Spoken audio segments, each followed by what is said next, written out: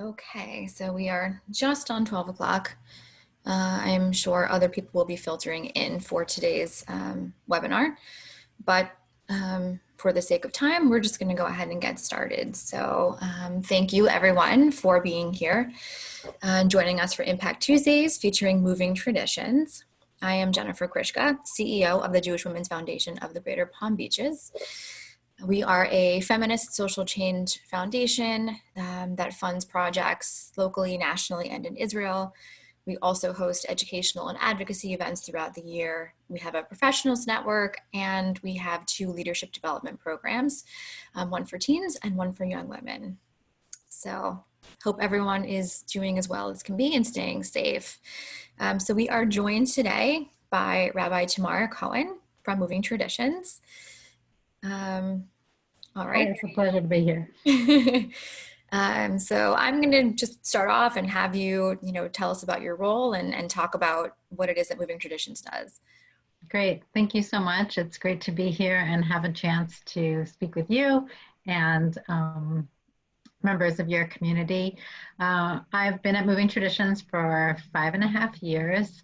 My position is that I'm Vice President of Program Strategy, and that basically means that I work with all of our program areas, developing the program, developing curriculum, developing the training of those who offer our programs, and then also working on how we deliver and work with partners throughout the country.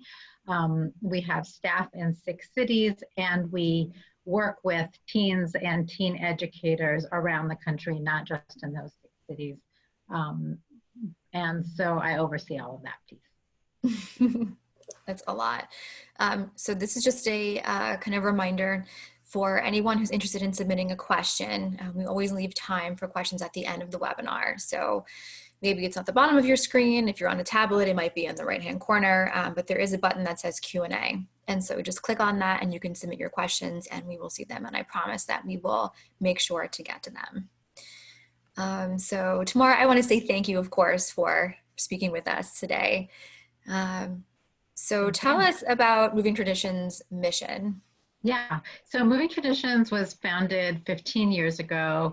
And our mission is to embolden Jewish youth, to foster self-discovery, challenge sexism, and help Jewish youth thrive through connection to the Jewish community. So we really have those 3 areas in which we focus on Jewish youth, really preteens through teenagers, and the educators who work with them, and to some extent the parents who work with them as well.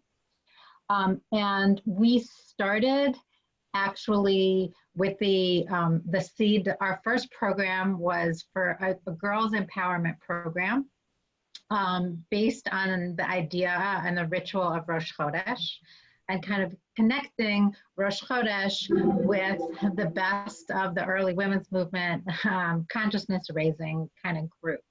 And so as Jewish feminists found the idea of marking the new month as a ritual that had a historic connection to Jewish women, some folks thought, what if we take this and use it as an opportunity for girls to build community with one another and work on issues important to girls, self-esteem, leadership, self-actualization. And so out of that was born our first program, which originally was called Rosh Chodesh, It's a Girl Thing, and then now we just call Rosh Chodesh. And then a few years later, we thought, wait a second, we know that gender is actually an important issue, not just for girls, but for everybody. And so we started a program called Shevet, which focused on boys and really on how to help teenage boys go through the process, as they're going through the process of becoming men and becoming Jewish men, thinking critically about masculinity, about codes of manhood, and having the opportunity to really challenge them in important ways that we need to get to the society that we want to see, a more equal, more just society for everyone. And then more recently, in the last few years, we added a program also for non-binary and transgender and gender questioning teams. So we really um, and another program as well, which I'll share. We really look at gender and the way that gender norms still hold people back, and especially youth back, from achieving their full potential, from being their full selves, and from bringing their goodness to the world, and the ways in which that that gender can lead, or strict gender roles can lead to a lot of societal ills, and try to work on that through community building and educational programs, and also through a Jewish values lens. Most recently, we added a B'nai Mitzvah program, which brings families together. It's a family education program. And it's sort of born out of the idea that actually, even though we still say, congratulations, you're a man today, actually, the B'nai Mitzvah experience is an experience for the whole family of what does it mean to have a teenager. And so it's the beginning of a period of adolescence. And what if we look at that not just in terms of the Jewish ritual aspects, can you read this Torah portion, can you perform? But also, like, what does it actually mean for a family and for a community to have a teenager? What are all of the social, emotional changes that are happening, and how can we think about them together? And for example, being in front of other people, being a host or a guest, thinking about issues of how we put on different celebrations, and also how we dress, and what are our expectations about dress, and what does that mean about gender, and how do we make more space for that? So that's the B'nai Mitzvah program. And we also have a, I'll say two more things, a Teen Feminist Fellowship for older teen girls at the moment who are interested in really making a difference and doing social change work, very connected to your mission. And they apply for a year, and they spend a piece of the year learning and teaching one another about feminism, different issues in feminism, and then they each come up with their own social change project, and we support them with a mentor to help them start to have the experience of actually making a difference in their communities. And we just had a graduation for this year's fellows on Sunday night. It was extremely inspiring to hear these young women and talk about their projects. And then, of course, our camp work, which is the work that JWF has supported. We are very grateful for the ongoing support, which is really focused on the fact that camp for many young Jewish kids is one of their first workplaces.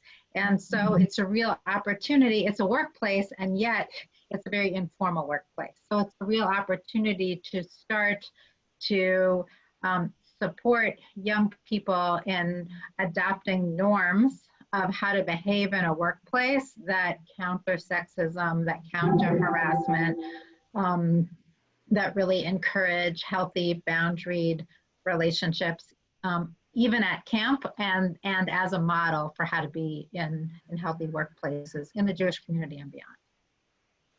Okay. So many interesting things that I would like to address a little bit more deeply. So maybe first I'll start with sort of how, like, logistically, like, tell us about how Moving Traditions operates. So you're a national organization, right? And you have offices in different locations. So kind of tell us, like, how you're structured, and sort of how these programs get to teens and to teen educators. Yeah, absolutely. So we are a national organization. About half of our staff is based outside of Philadelphia. Right now, we're all in our homes, obviously. And then we have staff in 6 cities, not at the moment yet in your state. But we have a national coordinator who works with places that work with us in other states. And most of the work that we do is through partner institutions. So we will partner with a synagogue, with the JCC, with a camp. And basically, once we form a partnership, they can use our curriculum, which we've developed. We train their educators to run our programs, to run our groups. That's how we work in terms of our teen programs, Rosh Chodesh, Shevat, and Salem. That's one for non-binary teens. And in terms of our B'nai Mitzvah program, we'll come to a city and train clergy. Often are the ones who do B'nai Mitzvah and other educators. When it comes to our camp work, we have done national trainings. We did one this January in Miami, which was lovely and now feels like a long time ago. And so different camps sent people to the training, and we spent 2 days together doing intensive exercises and various workshops on how to create healthy, equitable, gender inclusive feminist spaces. And every camp is at a little bit of a different place in coming into that work. But everyone who's there is there because they know that there are some things about their culture that they want to change in this direction. And these are Jewish camps? These are all Jewish camps, yes. Okay. And how many teens do you think are served by your programs let's say every year? We serve thousands of teens every year. We serve 20,000 teens over time, and we're probably serving about 6,000 at the moment. Yeah, that's amazing. Yeah. So I wanted to talk more about the gender role piece that you mentioned, because this is something that JWF has done some work around over the past several years. And for me personally, it's something that I think is really critical to us being able to make social change around really so many different issues that are impacting, girls and also, boys and men. So can you tell me more about maybe some of the negative outcomes that you see around sort of enforcing traditional gender roles, and if you use like research or what kind of data is used to kind of arrive at, I guess, developing the curriculum? Oh, absolutely. Yes, we are very much a research-based organization, and we're always keeping up with current research. There's a lot of powerful research about boys and men, both in the US and worldwide. And as some of your participants might know, this year, earlier this year, the American Psychological Association came out and said that some traditional norms of masculinity really are linked with, it's not just dangerous things in society, it's also dangerous things for men. So that means lower life expectancy. It means more violence because there's more violence it's more violence of men against women, but also more violence between men. Also, men and boys need the ability to ask for help and to know that that's okay. And so if you look at completed suicide and gun violence, the rates of mental health, significant mental health episodes for both boys and girls, there's less data, but there's strong data. It's very, very significant for trans and non-binary teens, but it's very high. It's double for girls in terms of major depression and anxiety. And some of that is we think is because of sexism. Some of that may also be that it's that boys underreport. Right. So there's always those questions when it comes to research. So what we do when we created our new Rosh Chodesh curriculum for girls, we did extensive research into what are the different issues that are affecting the lives of teenage girls. and and that's how we developed our curriculum. Basically, we need a few things on body image. What are the best ways to address it? What are the ways not to address it? Because there's also research that to some extent, talking about eating disorders is a good idea, and to some extent, there can be too much focus. That becomes a hyper focus on the body, and so we don't want to do that either. A lot of the research pointed at doing assertiveness focused training. So helping girls navigate conflict. There's some assumptions out there that sort of like, that's a natural thing that girls know how to do. But actually, that's not the case. So, this is important, really important when it comes to research into high rates of sexual assault and relationship violence that women experience and young women experience at very high rates. And obviously, there's work to do with men, and there's also work to do with women and girls in terms of self-respect, knowing their boundaries, knowing what they want and what they don't want, practicing. In our groups, girls practice saying both things like, stop, I don't want this isn't comfortable for me, or a little bit more of that.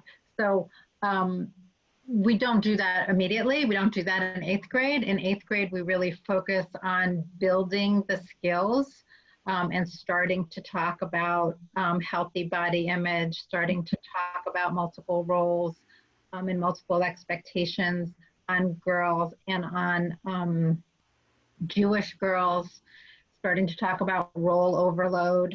And then as they get older, we move and conflict skills. So we talk about conflict skills first in friendship and in relationship to parents. And then we'll talk about it in terms of what's a healthy relationship, what's an unhealthy relationship, how do you understand the difference, how do you start thinking about the components of healthy sexuality. So we also do a lot, have done a lot of research on comprehensive healthy sexuality education, which doesn't always make it into Jewish spaces and is very powerful. We have found when it does, and doing that in the gender separate spaces of our groups can create a safe place. Another thing that we have found is that teens today can know the right answers to say.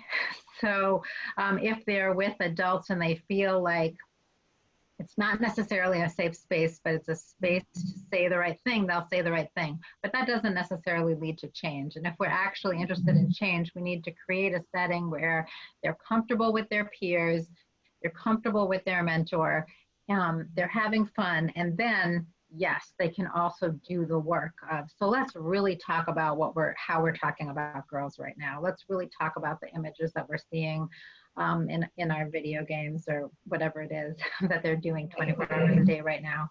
And let's take it apart and do some real analysis and critical thinking about the messages we're getting and how we're interpreting them and how it's affecting our ways of interacting in the world.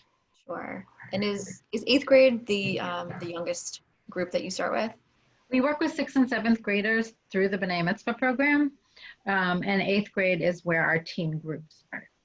And some of them will go all the way till the end of high school. We had a group recently sent us this week a reunion photo. They stayed connected to each other throughout college. And a lot of our groups stay connected to their mentor, who really becomes another support in their lives. Kids need parents, but kids really also need other mentors who are not their parents. Sure. It also helps parents to know that there's another person, and it helps teens. So some of our groups last all the way through 12th grade, at least, with our support. Okay. So how do you apply, I guess, a Jewish lens to your work? And how do you see, using a Jewish lens different than not using a Jewish lens? That's a great question. Yeah, it's really important to us to do it in a Jewish context, but also for it not to feel like school or like Hebrew school. Right. So that might mean once we're learning about a concept, let's say the concept of balance, we're learning about it. We're watching a video that is, a dove video, or we're talking about beauty. And then somewhere along the line, we learn a Jewish concept that kind of cements it, makes it clear that, oh, this is a piece of Jewish wisdom that's been around for a really long time. I think that's a piece that's helpful and important, and gives it kind of a certain gravitas. Can you give me an example? Yeah, absolutely. I mean, that's one example. So in one Rosh Chodesh session, it's actually about self-confidence.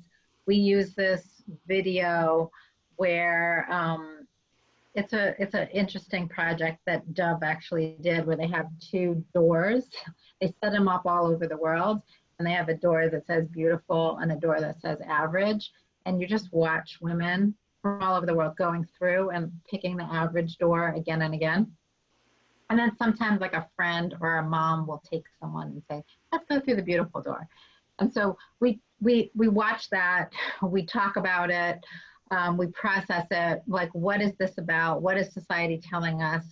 What are we telling ourselves about what does it mean to be average? What does it mean to be beautiful? And then we pair it with the text, in this case, the Hasidic text about how a person should, by Simcha Bunim, a person should always have in their pocket, in one pocket, the world was created for me, in another pocket, I'm but dust and ashes. So we make the connection between these two doors and this Hasidic text about these two pockets, which are kind of like, on the one hand, holding like the whole world was created for me, and on the other hand, like a sense of humility. I'm just one of everybody else. And then we kind of bring a feminist lens to it. When do girls need? Is there ever a time when girls need one? Where girls would want the humble, or do most of them need the world was created for me? Or maybe there's some time when it actually relieves some of that pressure of having to feel like I always need to be exceptional and I always need to prove everything. It's for me to just be like, yeah, I'm just a creature like all the rest, like every other creature. And so we sort of take the cultural reference, the current cultural reference and the issue in girls' lives, and also have a piece of Jewish wisdom. Another example would be like when we're talking about sexuality education, we play with the fact that one of the words in the Torah that's used to talk, a euphemism that's used to talk about sex is lada'at, which means to know. So we kind of use that to talk about what is it we need to know about ourselves and about our partners, if we're going to be intimate with someone. So we're not like trying to teach what does Judaism say in a big sort of way, but we're using that to get into that conversation and to give it some depth. Okay. So, and I'm guessing Moving Traditions is a pluralistic organization. Yes. Okay. We work with unaffiliated groups, with conservative, reform, reconstructionists. We've had some Orthodox partners over the years, some schools that are interested in our work, but we definitely have a pluralist orientation. So we present pieces. People want to know, like, so what, here's what the Rambam said about consent, for example, and we present it in a way, and what works for you about this text and what doesn't work for you. For example, like, it's really powerful to know that Rambam says that you shouldn't sleep with your wife if you're drunk, or if she is, but it's directed at the man as the actor. So we do a critique along with the teaching. Okay. So, of course, with everything that's happening right now, I have to ask, how are things going? How has your work, pivoted, with obviously social distancing being in place? And yeah, are you still able, to keep programs going? Absolutely, we are. we started creating, the first thing that we did when we were all finding out about coronavirus is we created a session for our groups, so that kids would have an opportunity to talk about what was going on. And that also involved both things like creating Jewish ritual for washing your hands, and also having the opportunity to talk about other moments in Jewish history when Jews have had to face real challenge, and then just talking about it, having space to talk about it and work it through. Then we moved to the next stage of, okay, how are we going to help all of our partners who are running programs for teens move them online? So we offered a series of webinars for educators who came, and we help them beyond just Zoom, but also even within Zoom. How do you use polling? How to use breakout groups? What are some creative educational ways that you can maintain some of what's special about our experiential education model in an online setting? And we've really been helping people do that one-on-one and also in groups. And right now we're in the process of transforming all of our curriculum so that in the fall it will be able to be used online or in person, depending how things go and back and forth. Sure. We're also working in the camp arena on offering camps the possibility of working with us over the summer to run programs as camps are canceling and figuring out their own needs. So we're very busy. And on the one hand, I would say teens are suffering just like the rest of us, and they are really missing the natural cycles of their year, especially those who are supposed to be graduating, whether that's from 8th grade or 12th grade, and really missing just getting to hang out with each other, which is such an important part. And they're also resilient and used to connecting online. We also created a family session called How to Connect When You're Never Apart, recognizing that people are spending a lot of time in their homes together, but they're not necessarily having meaningful conversations with one another. And so we wanted to offer something like that our partners can offer their congregations, and that's also being used in various places around the country.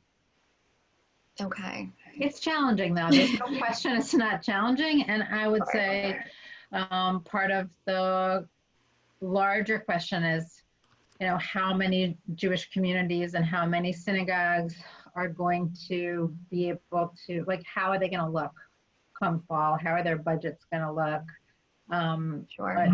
In terms of, how we work with them and how they are able to continue serving their constituents and teens, and all that matters to us. So we've been doing a lot of talking to our various partners around the country to find out what we can do to help make it possible for them to keep working with us.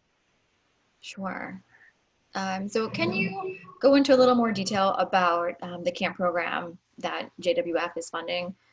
Yeah. Kind of maybe go through the specifics of what these the staff are being educated around and kind of how that gets implemented.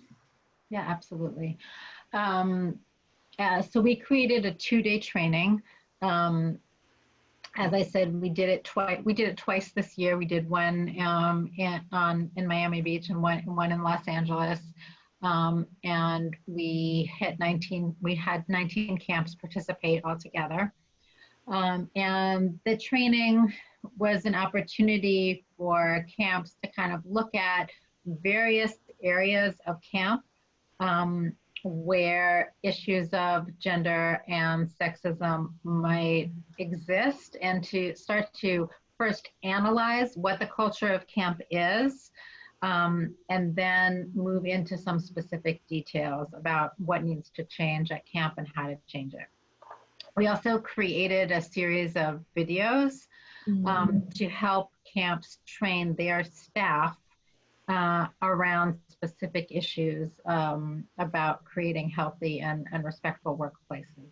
So they watch, and we share those at training. So they'll watch a specific video where a supervisor is doing something inappropriate, or where two campers are giving each other back rubs, and then another counselor comes in, or two counselors, another counselor comes in and sort of jumps along, and then it's clear that one of them is uncomfortable. And then you see a few versions of it in terms of how you could handle that, and then people talk about it. So we shared that, we previewed that for the first time at the training in Miami Beach, and then we learned more about it and how people would use it. And then our plan that was this summer that then people would be using it, Right. Given how many camps are not necessarily meeting this summer, that piece is probably not going to happen. We hope it will happen next year, and we'll do the in-person training again before next summer. So the people who are attending these trainings, are they going back and then training additional staff? Yes. Okay. That's the model. It's a train the trainer model. So we are training kind of the top, maybe the director and assistant director, or the assistant director and the head of HR came in some places, and then they're going back and leading their camp training which they have at the beginning of the summer, and they're training, let's say, all of their staff, or maybe their unit heads, or maybe all their older counselors, and sharing with them pieces of what we did. The training also included a few different areas. So different camps that were there, some of them said, this year, we really want to focus on dress code, for instance. That's one of the things that we had a workshop on, a session on, because it's one of the places that a lot of gender norms get played out in unfair ways. So who's getting in trouble for dress code infractions? Who's telling people? How are they telling them? Is the dress code really equitable, or is it not? Is it based on assumptions about women's bodies being distractions? So we looked at some samples, not just from camp, but also from some of the good work that has happened around high school dress codes. And some of the camps were like, yes, this is one of the things we have to do this year to change our culture. It's clear. And so while they were with us at camp, at the training, they already started to rewrite their code. There was another camp there that said, oh, we realized that nobody has ever come out at our camp. It cannot be that is because there's never been anybody who is not heterosexual. It must be that there's something that we're doing that hasn't created the space for that to happen. So we talked through what changes could they make in hiring staff, in creating open policies that would make it a more open environment for that camp. So those two camps came up with different ideas about the next changes they needed to make, but they were all within the larger framework of how do we make a more inclusive and equitable environment around issues of gender. Okay.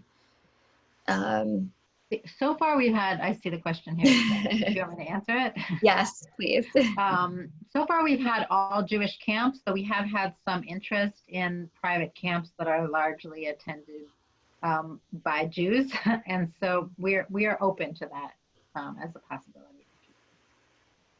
Okay. And yes, for anyone who wants to submit a question, please go ahead and submit it through the Q&A feature.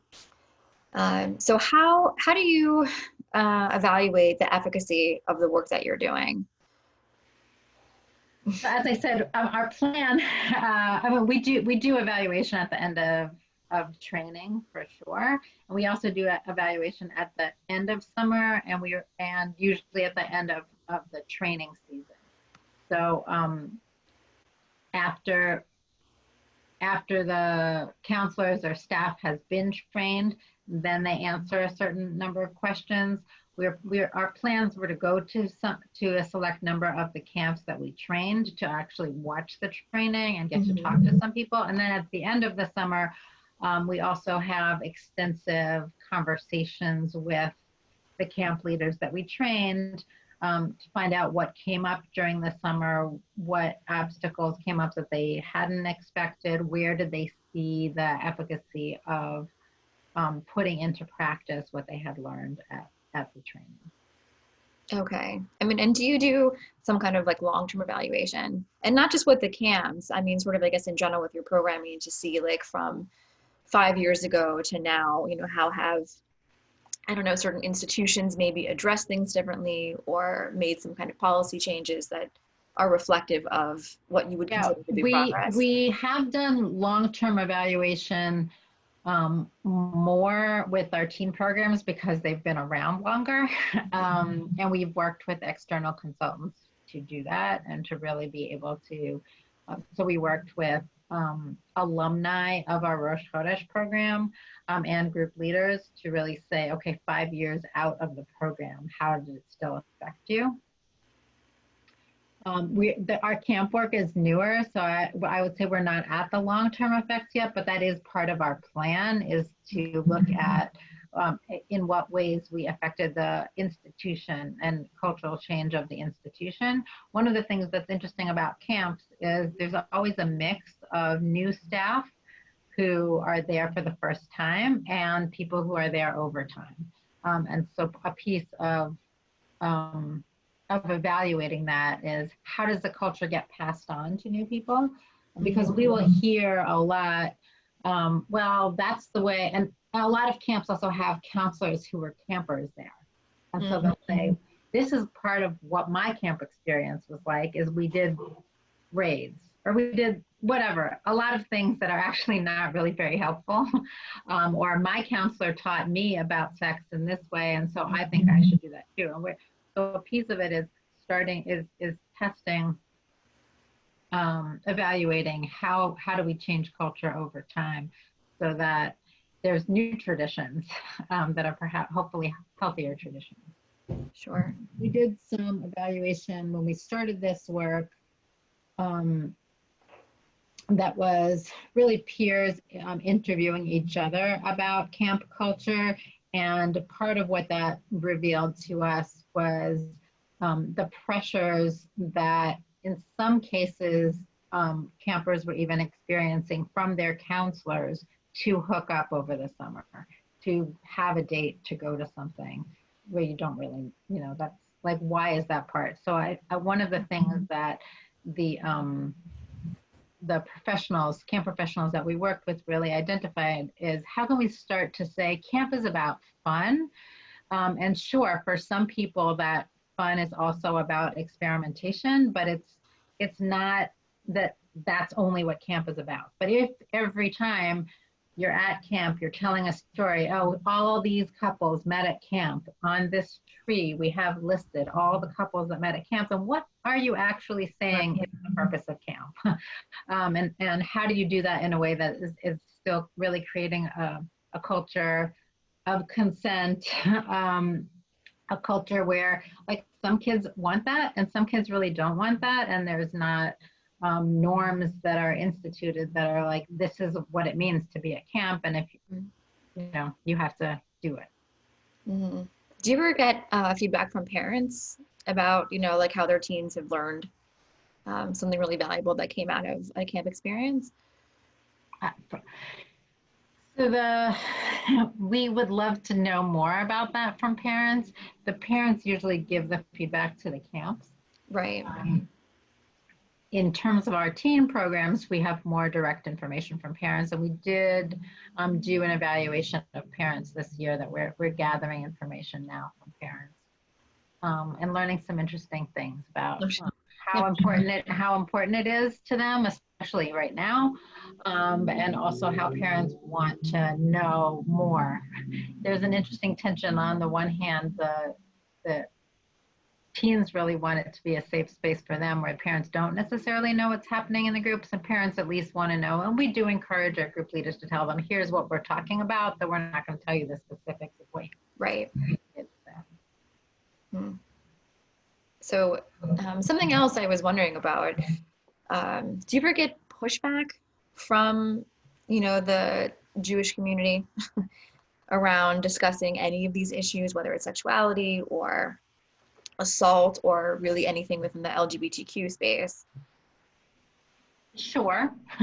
I think that every campus is figuring out their own culture, their clientele, like who the parents are, um, who the alumni are, and so where to go with different issues. Some camps are in a really different places around LGBT issues, mostly around transgender and non-binary counselors, and bunks is sort of like the edge of the um, field right now, in terms of some people are really saying we're looking at bunking and we want to think differently about this, and anyone can be in the bunk that works for them, and others are like that, we're not ready for that. In terms of sexuality education, yeah, different camps also have a different line in terms of how much they're comfortable talking about, how explicit they're willing to be in the education that they want to provide for campers and counselors, because the counselors are also still figuring things out. I mean, if a lot of the counselors are coming off of college campuses, where there's not necessarily also healthy sexuality norms, then the counselors also could use some good support. And there's a range of camps that offer birth control with no questions asked, the camps that don't do that, camps where it's very clear where how exactly you could report a sexual assault, and that there's a process, and camps where that is less what they want to talk about.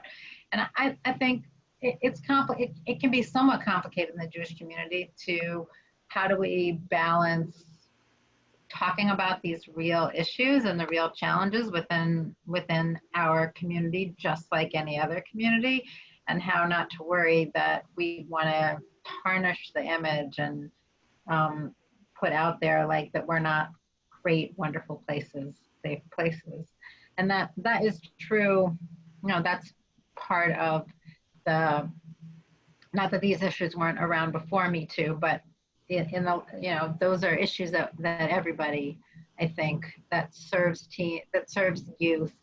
And in general, how do we want to tell the truth? We want to make our spaces safer, and we also want to say we're still good places to work and be, and Right. All of that is true, but it's true because we're talking about it. Right. Yeah. I mean, I guess I was interested, particularly around like violence or, sexual assault within the Jewish community. I mean, I know, historically there has been the case where, people within the community, said things like this doesn't happen or things like that. And of course, I think we've come a long way from that being the norm, but I'm guessing there might still be that kind of sentiment. We have come a long way. I think it would be much harder to say, oh no, that doesn't happen here. That doesn't mean that there aren't places that might still say it, but you're not experiencing a lot of that. No, we're not experiencing a lot of, oh, it doesn't happen here, but that doesn't mean that everybody wants to proactively work on this or prioritizes it over other things because they all have to make choices. So far, we've had people who absolutely want to prioritize these issues and do want to work on it.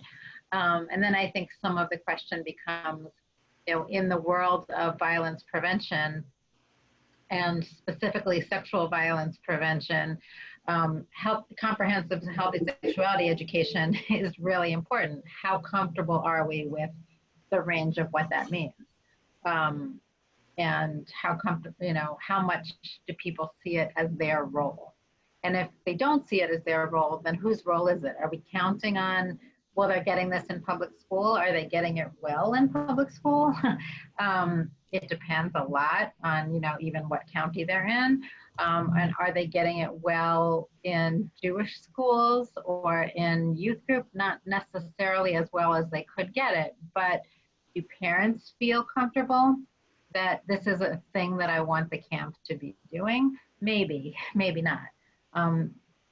And we found when we were piloting our healthy sexuality education, and we did workshops with clergy and parents, that largely parents were saying, we're very grateful.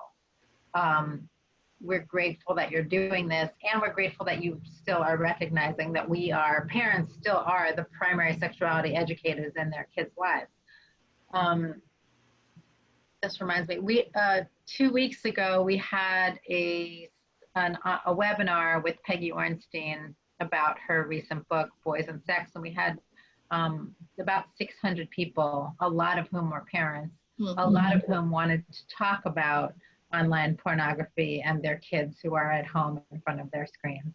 And I've met a few who said, I want to talk about other things. That's definitely not my kid. And for some of them, maybe it really isn't their kid, and for some of them, they don't want to talk about it. Right.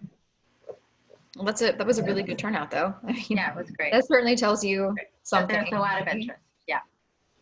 Okay, so just another reminder. So we've about 15 minutes before we conclude. If there are other questions, please submit them through the Q&A function.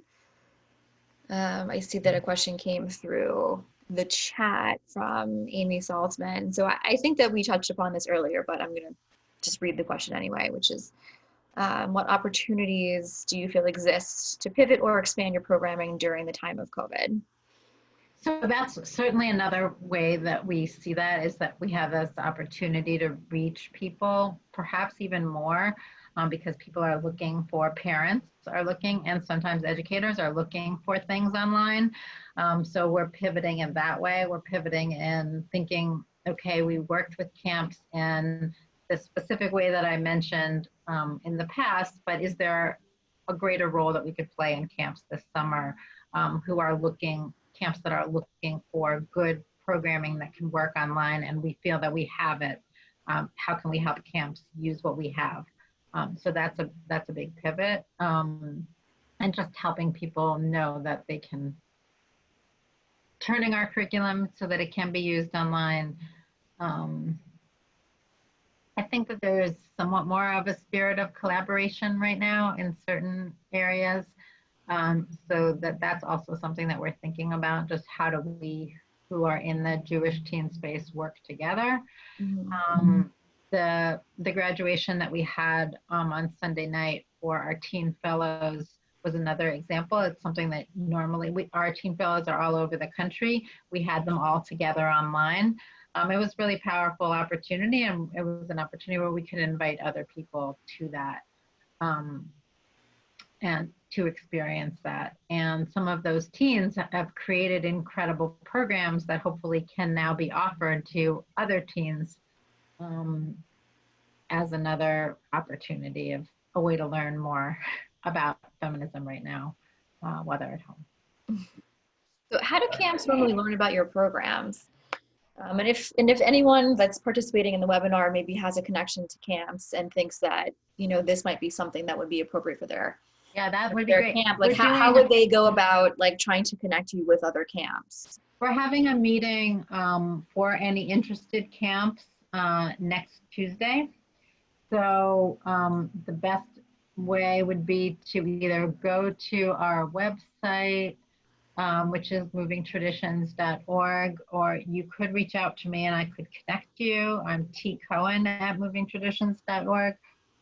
Camps find out about us either from word of mouth. We did some work a few years ago with the Foundation for a Jewish Camp, right when Me Too was kind of first arising a lot in the news through their Shmira initiative. And we did workshops in 3 places in the country, and a lot of camps found out about us then.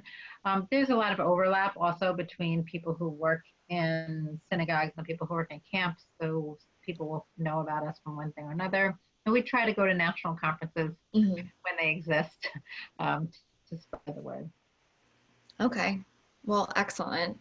So again, your website is movingtraditions.org. Yeah, and also if people are interested in working with us throughout the year, we also know that there are synagogues right now who are thinking that they are going to do some more work over the summer. And so we're moving our training online so that if your synagogue is interested, or if you have a teen in your life or in your community who you think could really benefit from being in a Rosh Chodesh or Shevet or Tzelem group, we can help you start that. Sometimes it is through a synagogue, often it is, but we also do have a model of community groups where there's a parent or two who's really excited about this and says, I want this group for my kid or for my granddaughter or for my niece, and I'm going to make it happen. And we can help you make that happen if you connect to some other parents or grandparents, etc. And we can help make a group. This month, there's also National Mental Health Month, and there's a series of programs that are happening at a website called Collective Compassion. And we're running actually an online Rosh Chodesh group tonight that's open to girls from all over the country who are interested in seeing what Rosh Chodesh is like. And the focus is on Rosh Chodesh, but it's also on what is it like to live with in a state of prolonged stress, and what are some skills for resilience in the state of prolonged stress, which is different from sort of like the immediate quick stress. So people can find out about that also through the Collective Compassion website. And we also have one happening tomorrow night that is specifically for gender questioning teens, also around the country. Okay, well, yes, thank you for that. And hopefully, if anyone has ideas or suggestions or wants to, maybe bring some of your programs into their synagogue or community, then they can be in touch and do that. So absolutely. Yeah. And so one thing I wanted to mention too, so JWF runs a program for teens that's focused on philanthropy through a gender lens, but also one of the things that we teach the teens about is just how to use a gender lens in general to kind of evaluate everything with that kind of lens. So maybe at some point in the future, there's an opportunity for us to partner in some way, maybe have, we can just do some kind of like facilitated session with our group. So that would be great. Yeah. It's very connected to our Kol Kolenu Teen Feminist Fellowship. So it would be nice to make that connection. I know Jump Spark in Atlanta that also runs a similar girls. It's philanthropy leadership program has decided now to add Rosh Chodesh as an element of their program. So they'll be in a Rosh Chodesh, I think every other time that they meet, and then they'll be doing their program. And that's a way of kind of shoring up the community part in addition to the social change activist piece, and really giving girls both of those things. Right. So our program actually also includes boys. Well, that's good too. Yeah, which we feel is like particularly important then to kind of address these issues. Yeah, that's wonderful. So, all right. Well, I think that we are about wrapping up here. So again, thank you so much, Tamara, for being with us and participating in this webinar. I hope that everyone learned a lot about the work that you're doing and the project that we're funding. And certainly we will, be in touch and get updates on kind of how that's going, especially with everything that's happening right now. Absolutely. So yeah, and everyone should feel free to reach out. We'd love to work with you. Thank you. Help serve the teens in your lives. Well, thank you so much for that. And thank you to everyone for participating in today's Impact Tuesdays. Next week, we'll be meeting at 12 o'clock again, and we will be interviewing some of the wonderful staff at the Human Trafficking Legal Center, which is based in DC. So I hope that you will register for that. If you are looking for information about JWF, our website is jwfpalmbeach.org. We, of course, are supported entirely by individual donations, and so gifts are always appreciated. And right now, through the end of the month, we are actually running a specific campaign to help our local grantees who are dealing with the impact of COVID-19. So thank you again. I hope everyone stays safe and healthy, and I will see you next week. Thanks, Tamara. Thank you. Take care. Bye. Bye-bye.